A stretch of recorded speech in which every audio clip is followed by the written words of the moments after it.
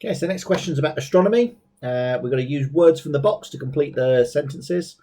So, stars of a similar mass to our sun were formed from a cloud of gas and dust, and this was called, well, a collection of gas and dust is called a nebula. Our sun is, and we're looking for a main sequence star. So it's stable, and that's because gas pressure outwards is equal to gravitational force or attraction pulling it inwards. What will be the next stage of evolution for our sun? So at the end of its life, it will start to burn larger and larger nuclei. This will lead to it expanding, and then it'll have its last little cough, and then it will collapse. So we're looking for something that's going to be big. So we've got a choice of these giants, and it will be a red giant, B.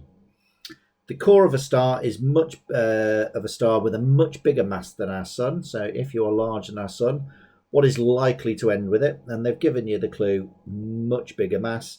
It'll end up being a black hole. So as it goes supernova, it'll rip a hole in space-time. On to the next question. Nuclear fusion reaction is happening in our sun. We've got fusion. State one of the conditions necessary for nuclear fusion. So any of these, you need a high temperature, high pressure, high kinetic energy or velocity of the particles, anything like that.